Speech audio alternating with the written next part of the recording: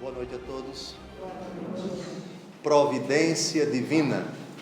Acostumemo-nos com essa palavra que certamente nos foi incutida ao longo da nossa vida. Palavra muito simples, palavra que no sentido profano nós nos acostumamos também a conviver com ela. Menino, tome providência. Mãe, eu vou providenciar. Você está encarregado de providenciar, etc. Faz parte da nossa linguagem na língua portuguesa. No âmbito da fé, é uma outra questão, porque se aplica a Deus, o Todo-Poderoso, que tudo sabe, que tudo pode, que tudo vê, e que cuida de algo que está fora dele, evidentemente. E dado que tudo o que está fora do Criador é criatura, a providência divina se aplica a todas as criaturas, do demônio à Santíssima Virgem Maria, do bacilo, do vírus, do ser mais insignificante até o mais complexo, ou seja, o único ser que Deus quis por si mesmo, que é o homem.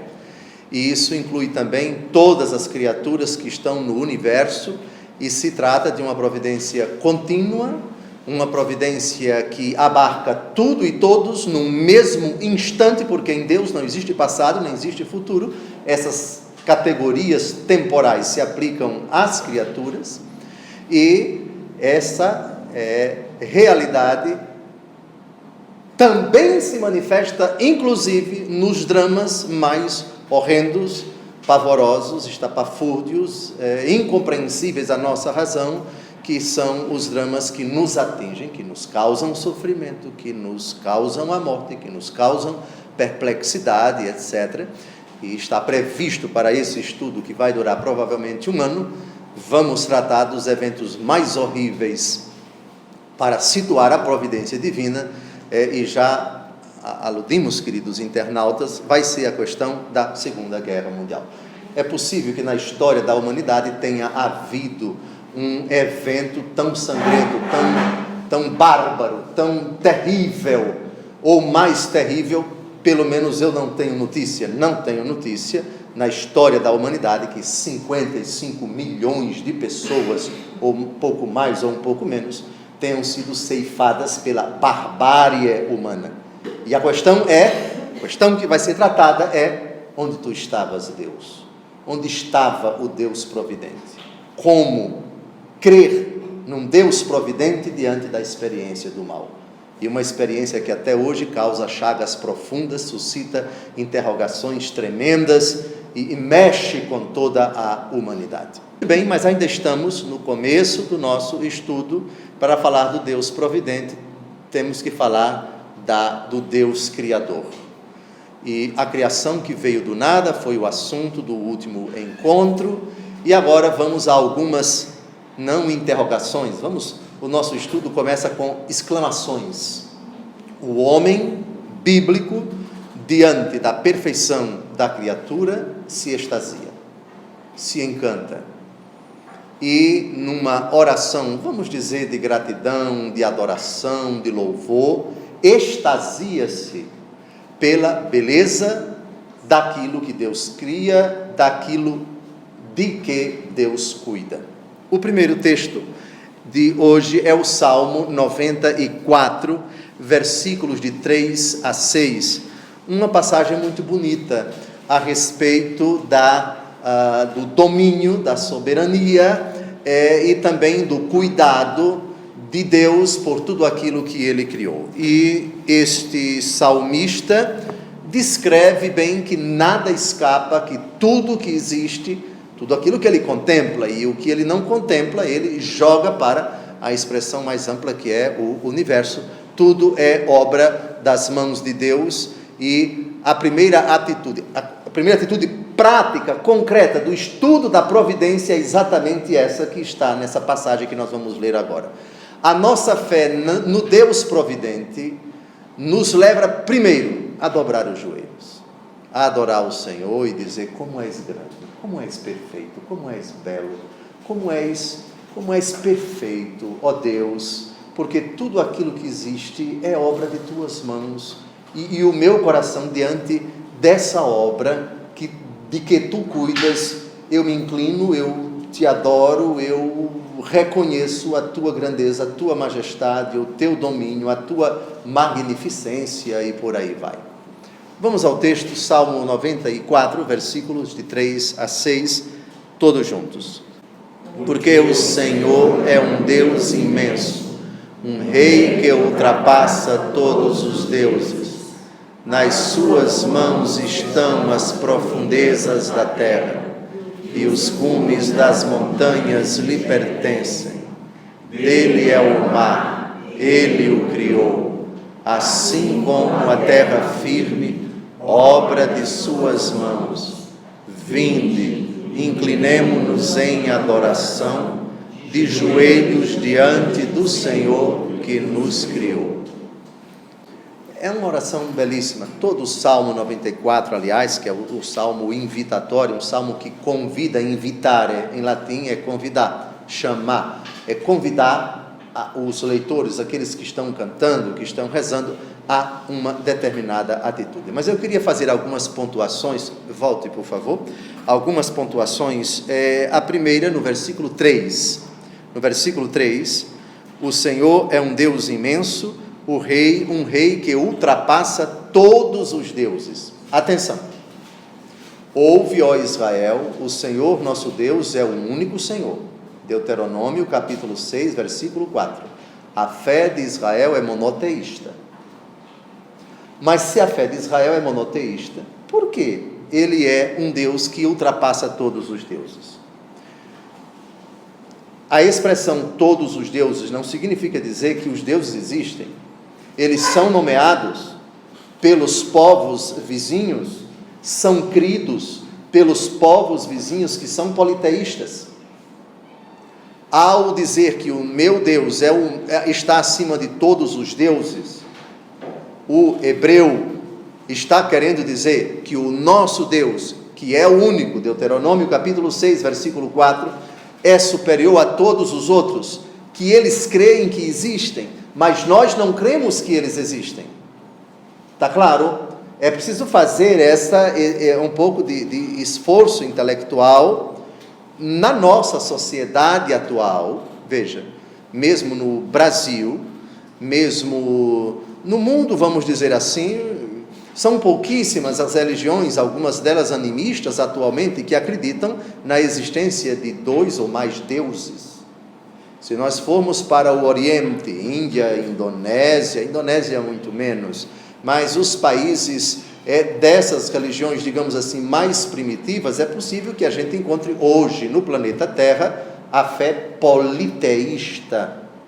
Mas aqui na nossa sociedade, no Ocidente, mesmo com as diferenças católicos, protestantes, etc., não é? Você não encontra politeísmo.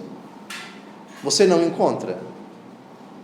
Você pode encontrar até determinadas crenças que lembram religiões politeístas do tempo da Bíblia. Então, a expressão ultrapassa todos os deuses, aqui a Bíblia não quer dizer em hipótese alguma que ela admite que existem outros deuses.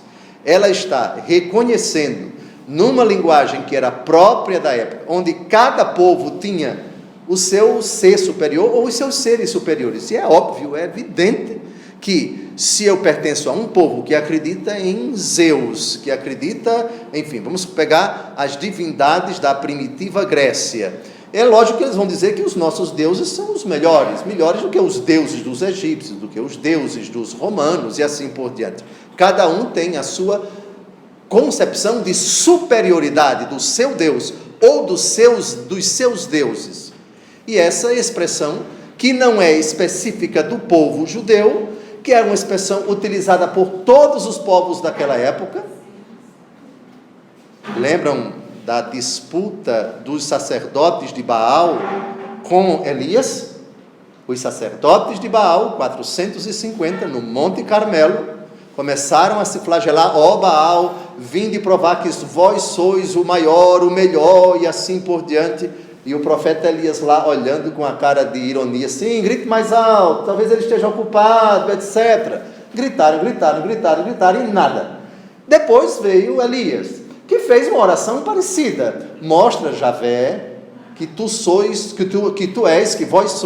vós sois o único Deus, etc, etc. E aí desceu o fogo do céu. Ou seja,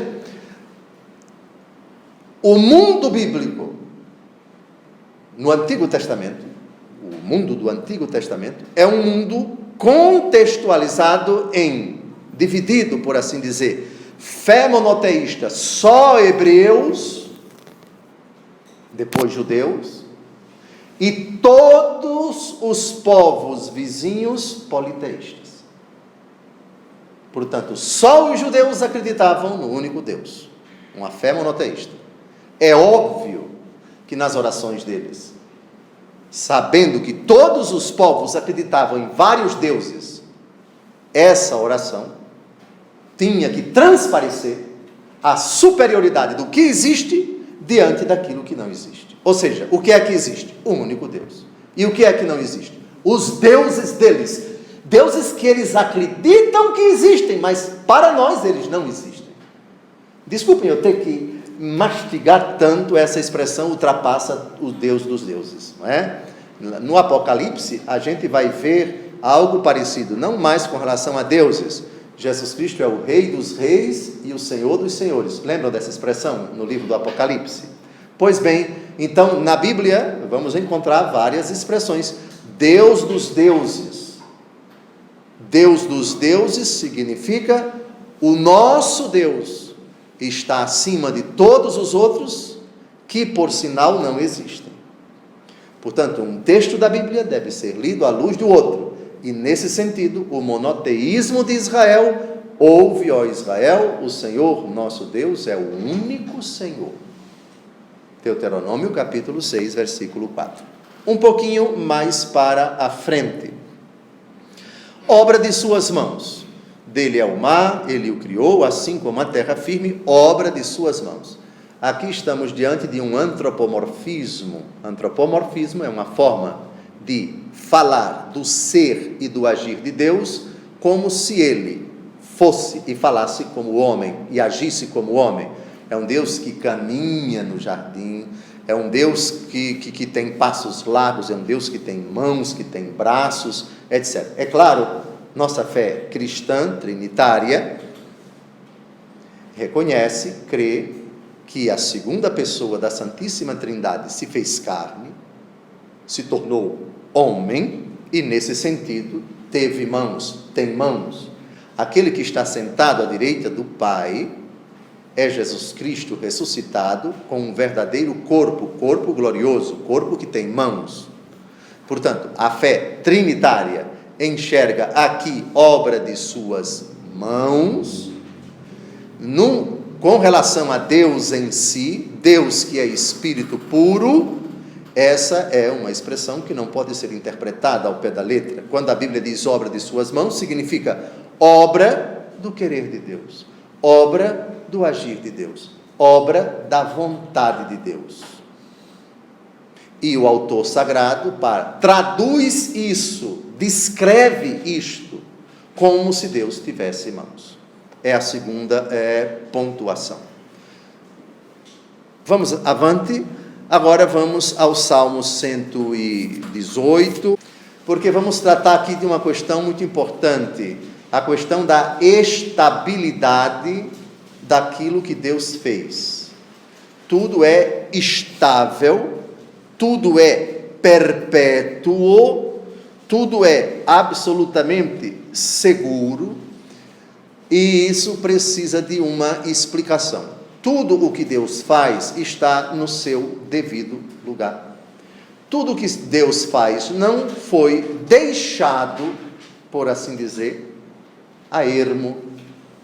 Tudo o que Deus faz não está submetido à desordem, não está submetido ao caos, mas existe uma harmonia, e essa harmonia traduz-se na Bíblia com termos que, fora do contexto bíblico, pode suscitar perplexidade, como estabilidade, como perpetuidade. Vejam, na filosofia, estabilidade, perpetuidade tem um sentido. Na Bíblia tem outro sentido, por favor. Vamos primeiro então ao texto, todos juntos. Eterna, Senhor, vossa palavra, tão estável como o céu. Vossa verdade dura de geração em geração, tão estável como a terra que criastes. Tudo subsiste perpetuamente pelos vossos decretos, porque o universo vos é sujeito. Bem, já vimos no encontro passado, e espero que todos os católicos romanos, quando aparece a palavra de Deus, palavra do Senhor, seja no Antigo, seja no Novo Testamento, qual é a primeira realidade que vem à nossa mente? O prólogo do Evangelho segundo João. No princípio era a palavra, ou verbo. A palavra, o verbo estava junto de Deus e a palavra era Deus. Palavra ou verbo. E no versículo 14, o verbo se fez carne e habitou entre nós. Portanto, quem é a palavra de Deus? Jesus. Quem é a palavra do Senhor? É o verbo, a segunda pessoa da Trindade. Então, já sabemos, é lógico que um judeu, lendo esse versículo, vai entender de forma diferente, irmão. Porque o judeu não acredita na Trindade, logo, não acredita na divindade de nosso Senhor Jesus Cristo. Mas nós somos cristãos e cremos. Portanto, lendo o Antigo Testamento à luz do Novo, e no caso aqui em questão, o prólogo do Evangelho segundo João, capítulo 1, é eterna, Senhor, vossa palavra, ou seja, é eterno, Senhor, o vosso verbo, é eterno, Senhor, o vosso Filho eterno, é eterno, Senhor, aquele que se encarnou, porque Ele é a palavra que se fez carne. Muito bem. Tão estável como o céu. Vejam que aqui, é eterna, Senhor, vossa palavra. Ela é tão estável como o céu. Aqui é preciso fazer uma diferença. Estável, quando se trata de Deus, tem um sentido. Estável, quando se trata da criatura, tem outro. É óbvio. Por quê? A criatura é obra de Deus, mas é criatura. É uma estabilidade sujeita ao tempo, sujeita ao antes e ao depois. O universo tem leis, o universo tem regras.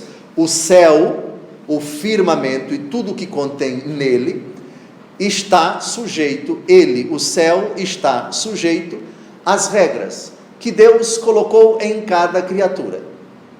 A estrela, ela é estável à moda dela, porque ela tem um momento para nascer. As novas, as supernovas, estrelas que nascem, estrelas que envelhecem, estrelas que morrem, estrelas que desaparecem, os planetas idem, os cometas idem, as constelações, e no nosso micro-universo, o planeta Terra idem.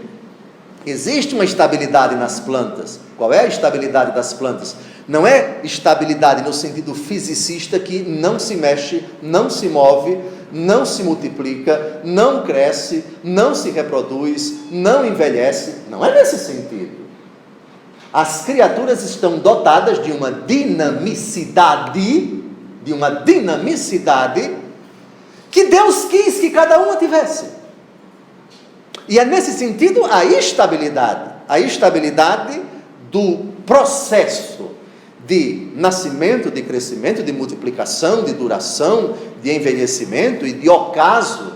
Essa é a estabilidade que é própria das criaturas sujeitas ao antes, ao durante e ao depois. Em Deus, que é eterno, não há estabilidade nesse sentido, porque em Deus não existe antes nem depois, porque Ele é eterno. Portanto, veja, tão estável como o céu, o tão é uma partícula comparativa. Quando você compara o homem com Deus e qualquer criatura com Deus, é preciso fazer essa proporção para você não cair no absurdo de equiparar, porque toda comparação com o Criador é preciso colocar um abismo entre o Criador e a criatura. Se alguém diz quando Deus disse, façamos o homem à nossa imagem e semelhança, Deus não disse, façamos o homem identicamente a nós. No homem existem realidades que tornam o homem imagem de Deus e semelhança de Deus, mas o homem é criatura. O homem tem inteligência, mas não como Deus. O homem tem vontade, mas não como Deus. O homem tem brilhantes capacidades, mas não como Deus. O homem tem tremendos poderes, mas não como Deus. O homem tem traços de Deus, tem características de Deus, tem predicados de Deus, mas é criatura. Então, o tão aqui nunca pode ser interpretado como uma identificação. Ou seja, tudo o que ele tem, nós temos. Tudo o que tem no céu, tem na palavra eterna do Senhor. Não é verdade. Desculpem, mastigar bem isso, para não cometermos insanidades, leituras com critérios científicos de qualquer ciência, como astronomia, como filosofia, essas categorias, talvez até na própria advocacia, se possa falar de estabilidade, mas na lógica daquela ciência, com os critérios dessa ciência, não com os critérios da Escritura. Lembrem-se, a Bíblia tem palavras, e não pode ser diferente, porque é a palavra de Deus escrita. E as palavras, elas assumem significados diversos, quando você as insere num contexto que não é o bíblico. Que é um contexto pagão, que é um contexto antropológico, que é um contexto sociológico, que é um contexto de uma determinada ciência, onde o significado das palavras é bem diferente. Está claro? Bem, agora, vossa verdade dura de geração em geração. A palavra geração, na Bíblia, supõe exatamente isto. É um período de tempo. Então você tem um avô, o pai, o filho e o neto. Você tem aqui 4 gerações, não é? Sentados ali à mesa, conversando, etc. Você diz 4 gerações, ou seja, são pessoas que nasceram em 4 épocas diferentes. É nesse sentido. Não que em Deus exista geração. Vossa verdade dura de geração em geração, ou seja, tua palavra eterna, no transcurso do tempo, é imutável, não muda de jeito nenhum. Passam as gerações e tua palavra não muda. Esse é o sentido, está claro? Outra pequena pontuação ainda aqui, é que, malgrado passem todas as gerações, pode passar todas, mas a palavra, a vossa verdade, não muda, dura para sempre. E aqui é impossível não lembrar a frase de Jesus: céus e terra passarão, mas minha palavra não passará. Ou seja, é uma palavra imutável, é uma verdade que dura eternamente. Como eternamente é uma categoria não necessariamente conflitiva com o tempo, porque o eterno entrou no tempo e o eterno cuida do tempo, também aquilo que dura eternamente, Deus em si, perdura sem mudar no tempo que muda. Ficou claro? Muito bem. Outra pontuação. E aqui, de novo, a diferença, a separação que precisamos fazer no final da primeira frase: tão estável como a terra que criastes. A estabilidade da terra é bem diferente da estabilidade de Deus. Deus é estável porque é imutável por ser eterno. A terra é estável porque é obra do eterno Deus, o Deus imutável, que incutiu regras, que incutiu leis em tudo aquilo que está na terra, leis que permitem a mudança, mas uma mudança que está abarcada pela providência divina, e a mudança não escapa da estabilidade de um Deus que cuida de tudo, e o cuidado de Deus é imutável. Ficou claro? Ficou claro? Aqui, essa parte é um pouco difícil, porque a gente não é filosofar, mas pegar categorias de metafísica e matizar bem, para que não haja confusão, porque para um desavisado, por favor, tão estável como a terra que criastes, o desavisado vai dizer: mas a terra não é estável, a terra não é estável, olha Brumadinho, olha o vulcão Etna na Sicília, que está sempre em atividade, olha aquele outro vulcão, olha as placas tectônicas, olha os tsunamis, os furacões. Como é que você pode falar de estabilidade? A Terra está mais do que instável. Pelo amor de Deus, em nome das chagas de Jesus Cristo, assistam de novo esse vídeo para não cometer esta ingenuidade, esta infantilidade. É uma estabilidade à maneira da criatura que está sujeita ao tempo. Ou seja, Deus colocou na dinamicidade de cada criatura, portanto aqui, tudo o que está na terra que foi criada por Deus é estável. Estável não no sentido fisicista, imutável, aquela coisa que não sai dali, como se fosse um bloco. Não é essa a estabilidade. É cada criatura que subsiste segundo as regras próprias que a providência divina colocou em cada uma delas. Regras que, por sinal, que ademais estão sendo geridas, conduzidas sob a mão da providência divina.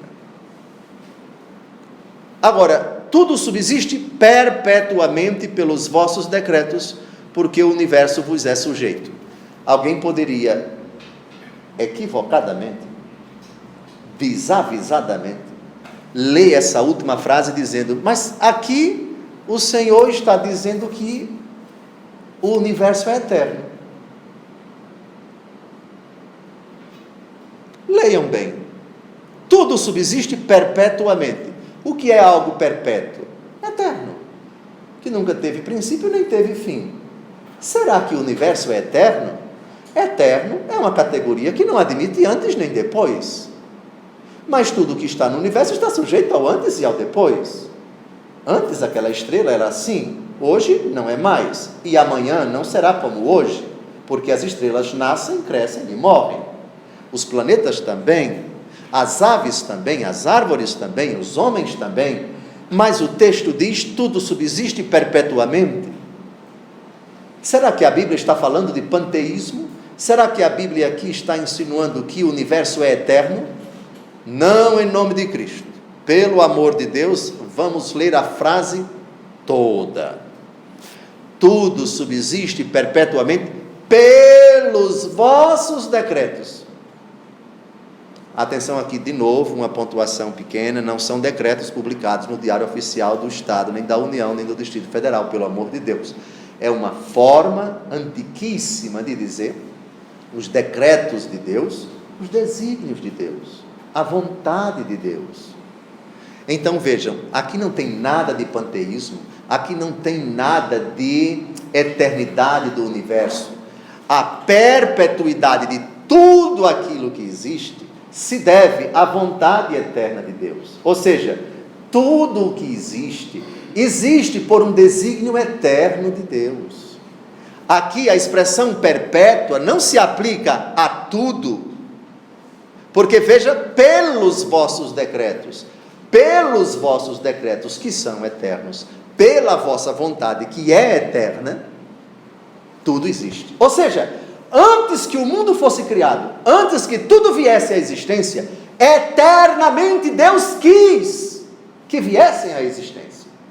Ou seja, eles não vieram à existência somente a partir do dia em que Deus disse faça-se. Antes que o mundo fosse criado, Deus concebeu na sua vontade eterna tudo o que haveria de existir. Ficou claro? Para mim ficou claro, mas também permanece um obscuro tremendo, porque estamos diante de um mistério de um Deus que sabe de tudo antes que as coisas venham à existência, quer essas coisas antes que elas existam, ama essas coisas, concebe essas coisas antes que elas venham à existência. Então é nesse sentido o decreto eterno, perpétuo de Deus. Ou seja, se elas subsistem agora, porque existem, é porque já foram concebidas eternamente por Deus antes que viessem à existência. Ficou claro?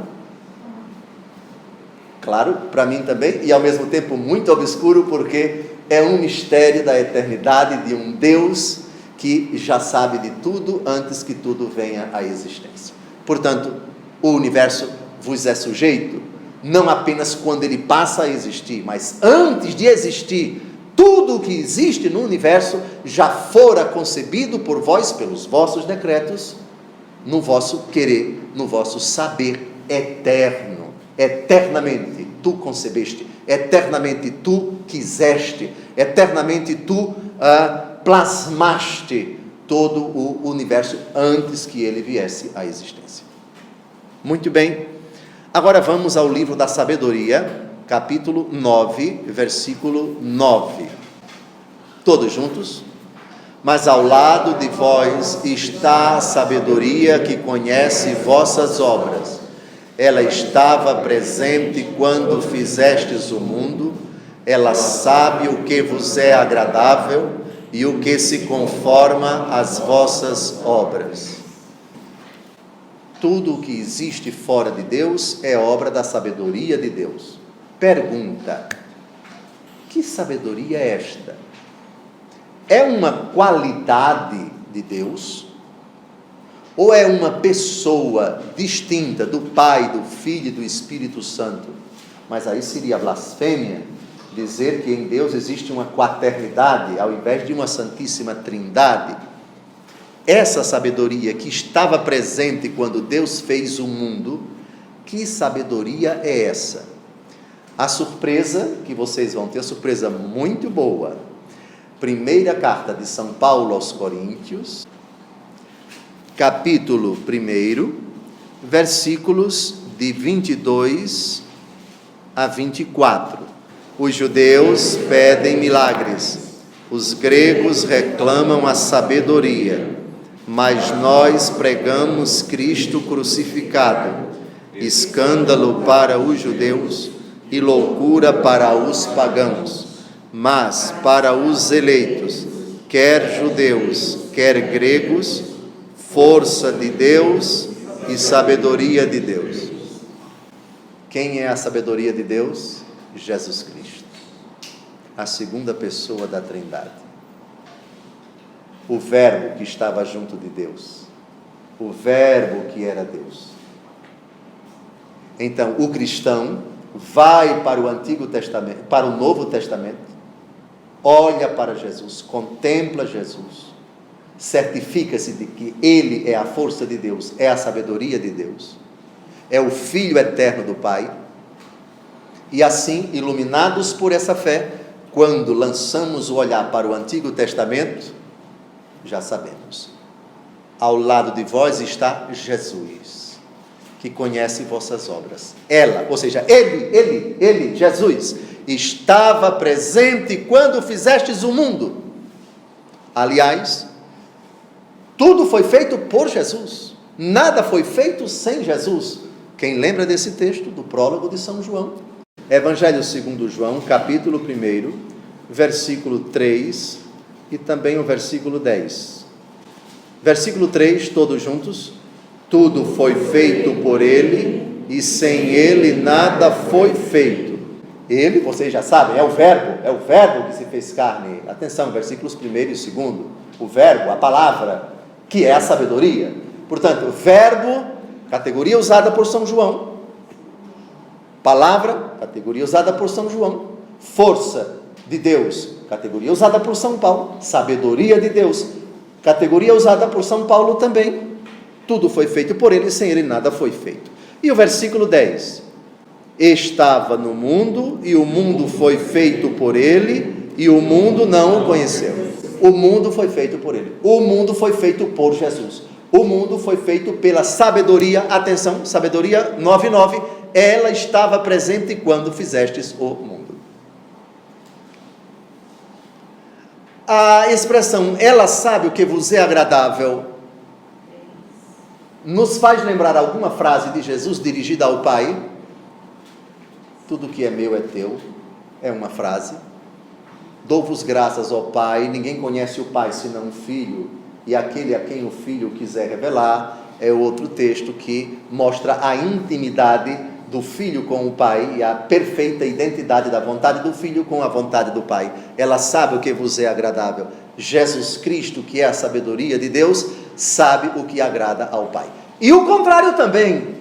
Atenção, quem lembra da frase, e vocês vão dizer onde foi que o Pai Eterno disse este é o meu Filho muito amado, em quem eu deposito todo o meu bem-querer. Escutai-o. Onde foi? No monte que a tradição chama de Tabor, na transfiguração, perfeitamente. E outra frase parecida, quando Jesus foi batizado nas águas do Jordão, este é o meu Filho amado, ouvi-o. Bem, e o que se conforma às vossas ordens. Muito bem. Agora, antes de entrarmos nas atitudes, vai ser uma parte, digamos assim, melhor, com devido respeito ao que estamos estudando até agora, vamos ao Salmo 18, versículo 2, o Salmo 18, que é o Salmo que exalta a perfeição do Criador diante da beleza da criatura. O Salmo 18, versículo 2, narram os céus a glória de Deus, e o firmamento anuncia a obra de suas mãos. Atenção, não é narrar como se fosse um jogo de futebol. Os céus narram a maneira deles. Os céus narram simplesmente sendo céus, simplesmente sendo criaturas. Eles são uma descrição silenciosa da perfeição de Deus.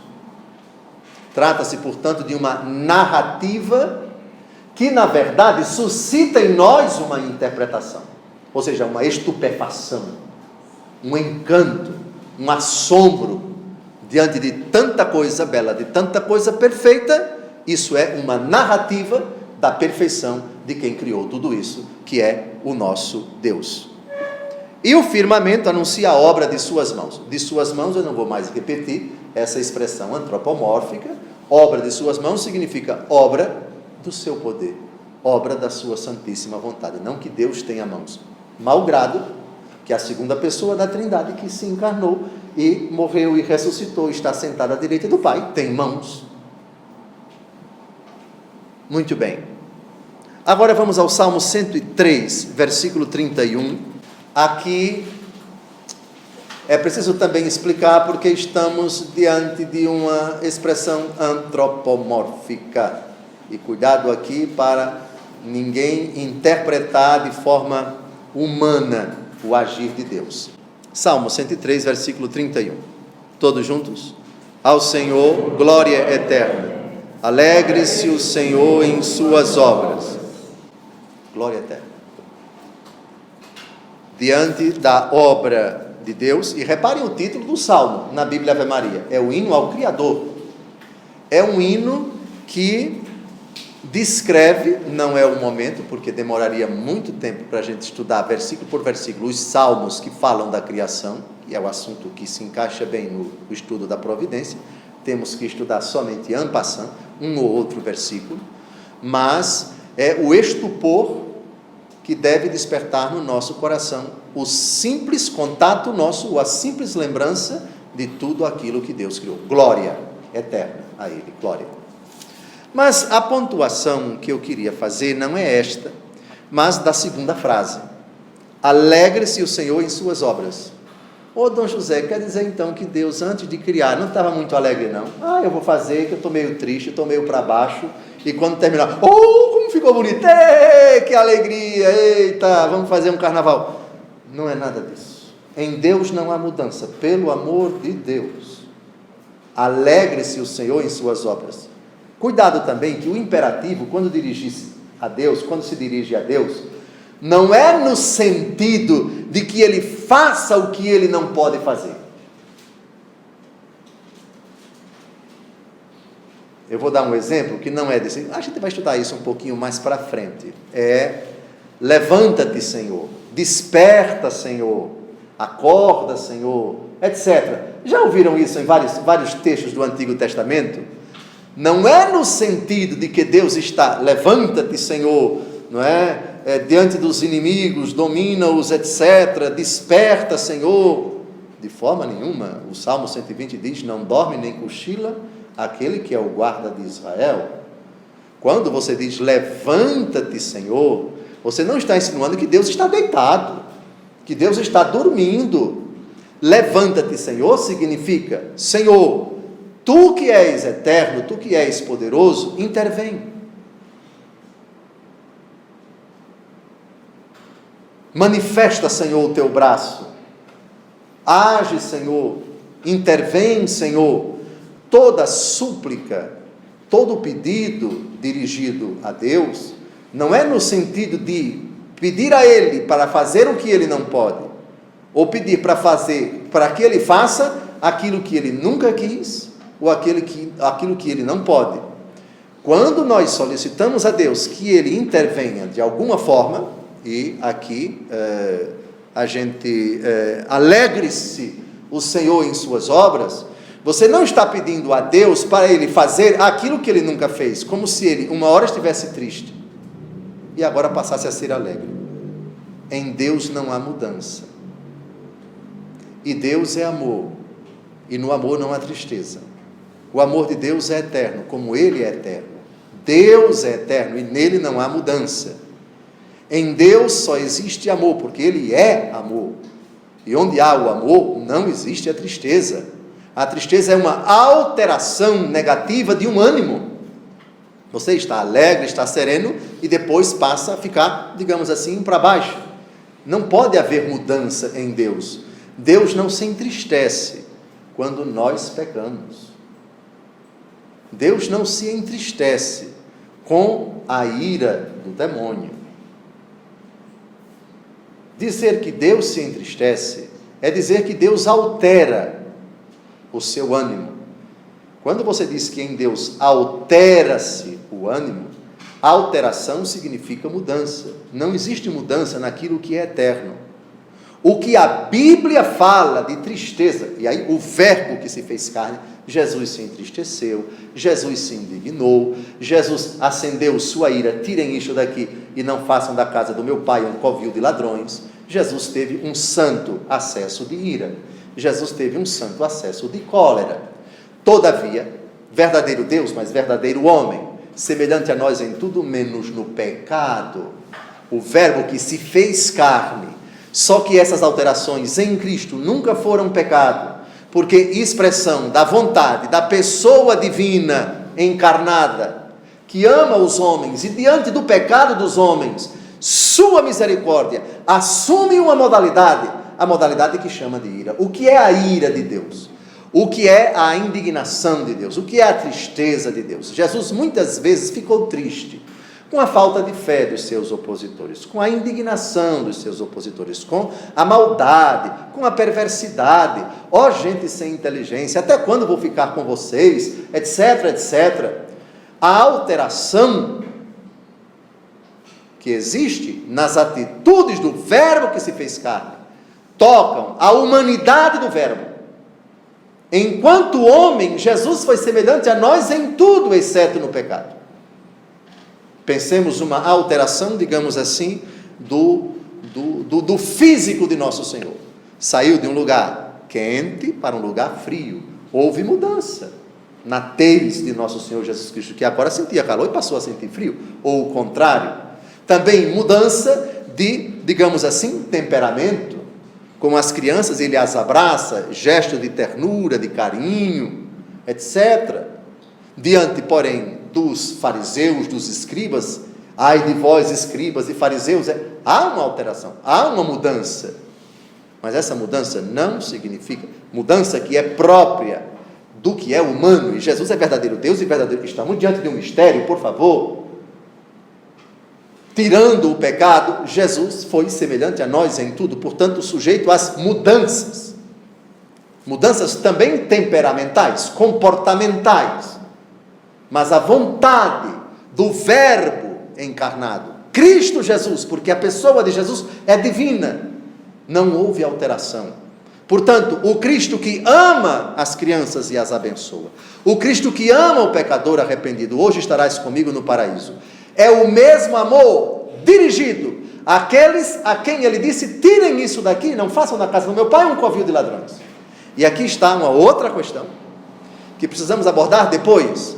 Misericórdia de Deus e ira de Deus, que não são coisas antagônicas em Deus, são duas. Me parece que isso foi o tema da homilia do domingo passado, sim, aqui em São Vicente, aqui em Santo Expedito. Misericórdia de Deus e ira de Deus são duas expressões do único amor bondoso de Deus por todas as criaturas. Misericórdia, Amor para o miserável, para o desgraçado. Amor de ternura, amor de compaixão. Ira, quando essa criatura perdura no pecado e o amor de Deus se dirige a ela de uma outra modalidade, na dureza, na energia, na advertência. O pai que vê o filho se desviando não pode manifestar nessa hora para o filho a mesma expressão de amor e de ternura quando ele está na amizade com o pai. Ele está fazendo tudo o que agrada ao pai. A manifestação do amor é uma, mas quando ele está no pecado, o mesmo amor do pai, que não muda, exige que o pai manifeste uma pedagogia diferente, de advertência, de seriedade, de rigidez, de ameaça, se for o caso, de privação, mas é por amor. Quem é pai e já precisou em determinadas situações, quem é mãe e já precisou em determinadas situações usar desses dispositivos, sabe perfeitamente do que eu estou falando. Portanto, caros internautas, não há absurdo nenhum na Bíblia de falar de ira de Deus, de furor de Deus, de castigo de Deus, de expressões parecidas. Não há, absolutamente. Mas isso é questão para outra abordagem, que não vai ser esta. Agora, vamos começar a parte, digamos assim, mais bonita da aula de hoje. Os próximos 12 minutos serão para a fé na providência. Dom José, na minha vida de oração, o que é que ela deve produzir? Qual é a cura? Qual é a bênção? Qual é o benefício? Qual é a dádiva? Qual é o milagre que crer na providência, contemplar o Deus providente, o Deus criador que cuida de todos nós, das criaturas mais insignificantes, para a minha vida, eu que preciso ser transformado, qual é a implicação prática? Duas implicações práticas: a humildade e a confiança. Costuma-se dizer que a fé na providência tem um efeito prático de curar uma pessoa do seu egoísmo, da sua pretensão, da sua presunção de se achar o tal, aquele ou aquela que tem um rei na barriga e que se acha o tal e que se acha a tal. A propósito, já vamos para o livro de Jó. Jó, vocês sabem da história dele, não é o momento de recordarmos, aprendemos desde o catecismo, mas vamos a uma passagem. Ele está chagado, ele perdeu todos os filhos, perdeu tudo que tinha, só não perdeu a esposa, mala pesada sem alça, que passou a tentá-lo, com mais 3 amigos, não dele, mas da onça, que também tentaram afastá-lo da fé na providência, e todo cheio de chaga, ainda vai ter que suportar as reflexões estúpidas desses 3 rapazes e da sua esposa, que só quer uma coisa, que ele amaldiçoe a Deus e morra. A esposa quer que ele morra, mas antes quer que ele blasfeme contra Deus, e ele não vai admitir. Bom, lá pelas tantas, vejam a reflexão deste pobre coitado, que para nós, pelo menos no Antigo Testamento, é o modelo do justo sofredor. Só perde, evidentemente, para nosso Senhor Jesus Cristo, que é o justo sofredor por excelência. Todos juntos. Tuas mãos formaram-me e fizeram-me. Mudando de ideia, me destruirás. Lembra-te de que me formaste como o barro. Far-me-ás agora voltar à terra. Não me ordenhaste como leite e coalhaste como queijo. De pele e carne me revestiste, de ossos e nervos me teceste. Concedeste-me vida e misericórdia. Tua providência conservou o meu espírito. Reparem que na Bíblia Ave Maria é a primeira vez que aparece a palavra providência. O pobre Jó reconhece nessa situação limite, vamos chamar de situação limite, na sua vida, arrasado, cheio de ferida, ou para usar uma expressão do Nordeste, cheio de pereba, um homem com cascas, todo coberto de escama, de daquela doença incurável que é a lepra, e o reconhecimento, ele procedeu das mãos de Deus. Foram elas que formaram Jó, que fizeram Jó. E ele pede: lembra-te de que me formaste como o barro. A ideia de que, em comparação, ou seja, o que Deus é para mim é o que o oleiro é para o barro. Aliás, a imagem do barro nas mãos do oleiro, ela é muito cara para os profetas, né? É uma imagem que aparece em outras passagens da Bíblia. E aqui uma imagem própria daquele tempo, que ninguém usa mais hoje: não me ordenhaste como leite e coalhaste como queijo.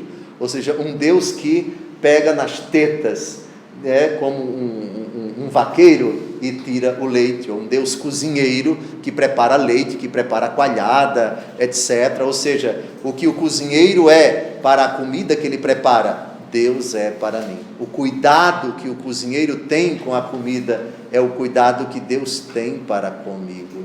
O cuidado que o oleiro tem com o objeto de suas mãos, e ele faz a telha, ele faz o tijolo, ele faz a quartinha, ele faz a garrafinha para colocar água dentro, enfim, para conservar um determinado líquido, e faz com aquele esmero, com aquela perfeição. Como o oleiro faz com a obra de suas mãos, Deus faz comigo. E depois descreve até de forma anatômica, a linguagem quase médica, não é? De pele e carne me revestiste, de ossos e nervos me teceste, e depois me deste vida, me deste misericórdia, e sou conservado pela tua providência. No extremo sofrimento da nossa vida, nunca esqueçamos o Deus que nos permite, por um desígnio que nós não compreendemos. Não há espaço para o cristão para dizer: acabou a providência de Deus. Reparem que aqui nós estamos diante de uma recordação e também de uma atestação, ou seja, uma confirmação de algo presente. Desde que eu vim à existência, eu sou obra de tuas mãos. Se cheguei até aqui, foi fruto do teu desígnio, do teu amor, da tua bondade. E, olhe, mudando de ideia, me destruirás. O próprio Jó, que pediu a morte, que amaldiçoou o dia que nasceu, ele cometeu deslizes lá atrás. Aqui nós estamos no capítulo 10, mas lá no capítulo 3 ou 4, ele começou a dizer abobrinha, ele começou a dizer besteira, e vai ser repreendido por Deus Todo-Poderoso. Lá no capítulo 39, Deus até o capítulo 38 se cala. No capítulo 39 começa a dizer umas verdades, e ele vai voltar atrás e vai pedir perdão, e vai calar a boca e tal, e Deus vai perdoá-lo, e vai, pela sua fidelidade, malgrado suas limitações, vai recompensá-lo, vai lhe dar mais filhos, vai lhe dar mais dinheiro, vai lhe dar mais bens materiais, vai restituir sua saúde, e assim por diante. Mas, concretamente, na situação de dificuldade, filhos, por favor, caros internautas, é muito importante. A primeira vez que a palavra providência aparece na tradução em língua portuguesa da Bíblia Ave Maria é no livro de Jó, e num contexto bem dramático, num contexto bem desfavorável, o contexto de alguém que está no auge do sofrimento, no limiar do desespero. A fé na divina providência. Muito bem, agora vamos ao livro do Gênesis, capítulo 3, versículo 19, é a afirmação, Gênesis 3, 19, é a famosa frase que o Senhor Deus dirige ao homem: comerás o teu pão com o suor do teu rosto, até que voltes à terra de que foste tirado, porque és pó, e em pó te hás de tornar. A frase que interessa mesmo é a última: tu és pó, e pó te hás de tornar. Viemos do nada por um querer infinito e amoroso de Deus, e voltaremos humanamente falando, voltaremos ao pó. Eu penso que nas situações de presunção, de arrogância, quando nossa voz, nossos braços, por vezes, nossa tez, nosso semblante, se voltam indignados, irados contra a fraqueza de quem quer que seja, a lembrança de que nós não somos absolutamente nada. Humanamente falando, isso daqui é pó. O organismo humano é uma máquina que a qualquer momento pode começar a falhar, pode começar a pifar, pode começar a apresentar indícios de senilidade, de esquecimento. Os nossos órgãos, o nosso organismo como um todo, o que é que nós somos diante de Deus? Sim, somos obra de sua providência, mas diante dessas manifestações tresloucadas, insanas, de agressividade, de ira contra o semelhante, lembrar sempre disso: eu sou pó, e pó haverei de tornar-me muito em breve. O Deus providente, imensamente, gigantemente, incomensuravelmente grande e majestoso, cuja fé já seria suficiente para abrandar no nosso coração tanto temperamento perverso, insano, louco, arrogante, inadmissível, pecaminoso diante de Deus, mas a consciência, digamos assim, biológica, né? A ciência explica, caminhamos para o fim. Mesmo que hoje possamos dizer, minhas taxas estão todas boas, mesmo que alguém possa dizer, estou no auge, porque estou fazendo exercício, porque extirpei aquela chaga, porque fui exitoso naquela intervenção cirúrgica, mas sou pó, e disso eu não passo e caminho exatamente para isso, humanamente falando, sem prejuízo da fé na ressurreição. E é óbvio que o correspondente dessa última frase, tu és pó e pó te hás de tornar, é a frase com a qual eu termino o encontro de hoje. Apocalipse, capítulo 3, versículo 17, as 5 palavrinhas que nós não gostamos de ouvir, mas que é preciso lembrar. Quem lembra as 5 palavras horríveis, mas necessárias, porque é sempre bom que a gente escute qual é a nossa radiografia diante de Deus. É a advertência aos cristãos de Laodiceia, cidade, uma das 7 igrejas do Apocalipse naquele tempo, cidade rica, cidade abastada, padrão de vida alto, todo mundo lá era gente muito rica, e a comunidade cristã, em virtude disso, era uma comunidade relaxada, uma comunidade presunçosa, uma comunidade acomodada, que achava que o seu dinheiro, que o seu prestígio, que a sua vida farta, que a sua vida pomposa era suficiente para dizer, eu não preciso de Deus. Eita, para que disseram isso? Para que pensaram isso? Aqui foi um soco no estômago desse pensamento perigoso. Então, vamos lá? Pois dizes, sou rico, faço bons negócios, de nada necessito, e não sabes que és infeliz, miserável, pobre, cego e nu. Agora, curioso, viu?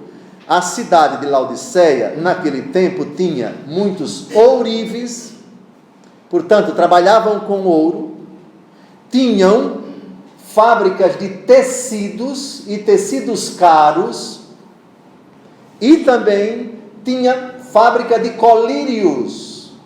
Era uma estância hidromineral, nós estivemos lá há 4 anos, uma cidade alta.